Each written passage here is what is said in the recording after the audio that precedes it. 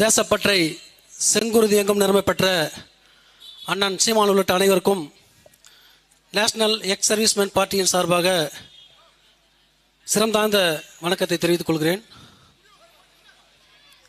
இந்திய எல்லையில் நம் தேசத்தை பாதுகாத்த இராணுவ வீரர்களாகிய நாங்கள் தமிழ்நாட்டில் பெருகி வரும் லஞ்சம், ஊழல், மதுவுக்கு அடிமையாக்குதல், போதை கலாச்சாரம், இது போன்ற கலாச்சார சீர்கேடுகளை எங்களால் பார்த்து கொண்டு இருக்க முடியாமல் பாரத எல்லையை காத்தோம், இனி மக்களை காப்போம் என்ற ஒற்றை இலக்கோடு புதிய அரசியல் கட்சி துவங்கப்பட்டது.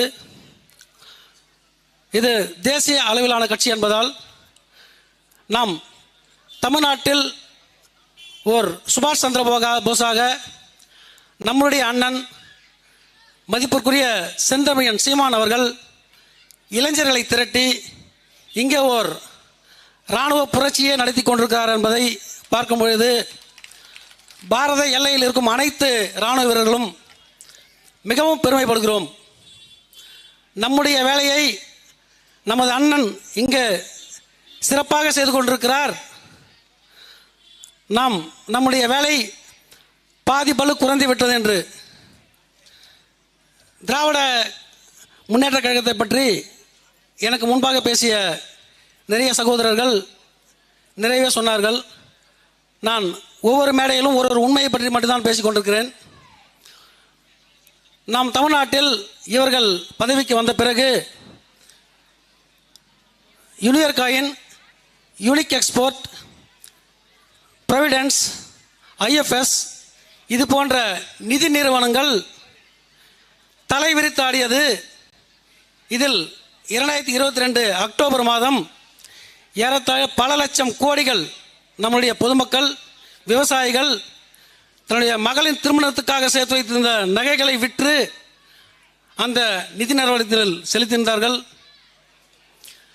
எண்ணற்ற பொதுமக்களும் அதில் பாதிக்கப்பட்டிருந்தார்கள். இராணுவ வீரர்கள் சார்பாக பல போராட்டங்களை நடத்தி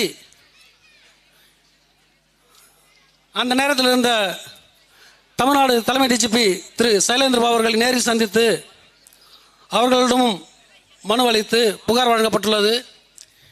இதுவரை ஒரு சார்ஜ் ஷீட் கூட போடவில்லை. திராவிட முன்னேற்ற கழகத்தின் ஆட்சியில் இதுவரை ஒரு சார்ஜ் ஷீட் கூட போடவில்லை.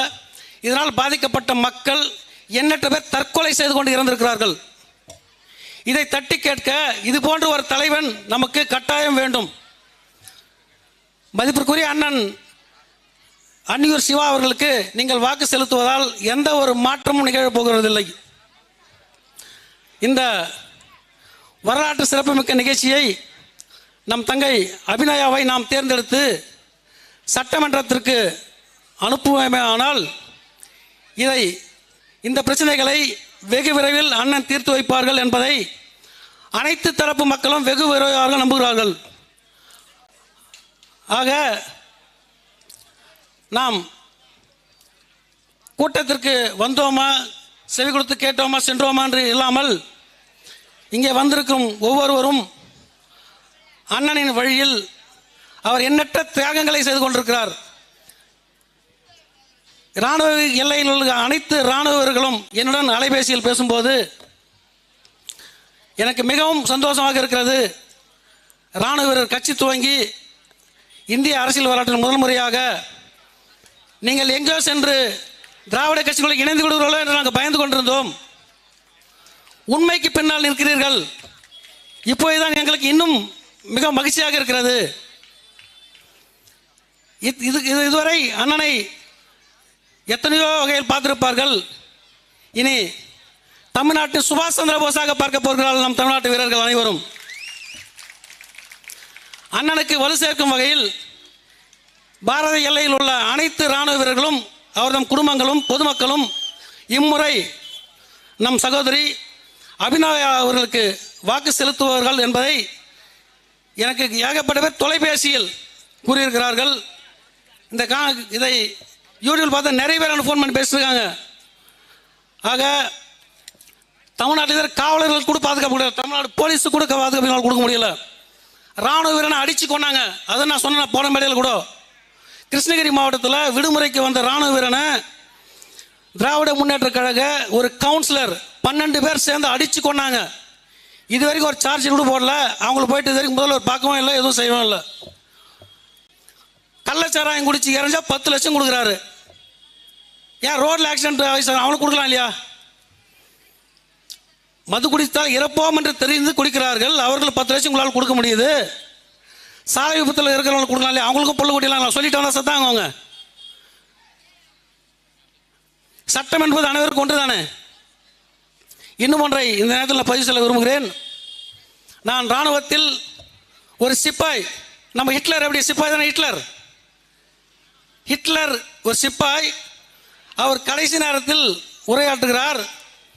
நாட்டின் மிக பலமான ஆயுதம் எதுன்னு கேட்குறாங்க.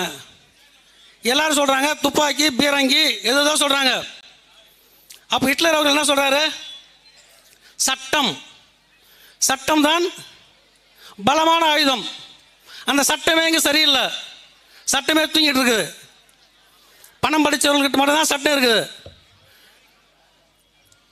காவல்துறை கூட கண்ணியத்தோடு நடந்துக்கிறது இல்லை. திமுக காரங்க தான் இருக்குது காவல்துறையும். காவல்துறை தன் கட்டுப்பாட்டில் வைத்திருக்கும் மதிப்புக்குரிய தமிழ்நாடு முதலமைச்சர் அவர்கள் அதை சரியாக இயக்குவதில்லை. அதற்குள் என்ன நடப்பது என்று அவருக்கு தெரியாது. அவருக்கு தவறு செய்யவும் அவரே விடுகிறார். முன்பு நான் அவர் மீது நடவடிக்கை எடுப்பேன், உரிய நடவடிக்கை எடுப்பேன். தற்போது 77,000 பேருக்கு வந்து அரசு வேலை வழங்கப்படுவதாக பேசியிருக்கிறார். இதில் முறைகேடுகள் நடக்காமல் இருக்க வேண்டும் என்றால் நியாயமான முறையில் நீதியை நிலைநாட்ட வேண்டும் என்றால் நம்முடைய தங்கைக்கு நாம் வாக்கு செலுத்த வேண்டும். என்னுடைய கோரிக்கையை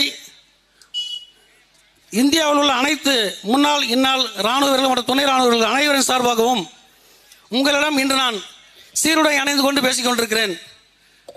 நம் நாட்டின் இரு கண்கள் விவசாயமும் இராணுவமும். விவசாயிகளும் இன்று போராடி கொண்டிருக்கிறார்கள்.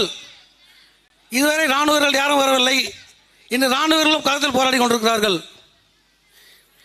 இவர்களிடமிருந்து நம் நாட்டை காப்பாற்ற வேறு வழியே இல்லை என்ற நிலைமைக்கு தள்ளப்பட்டிருக்கிறோம். ஆகவே எங்களுடைய தாய்மான வேண்டுகோளை ஏற்றுக்கொண்டு நமது அண்ணன் செந்தமிழ் சீமான் அவர்களுக்கு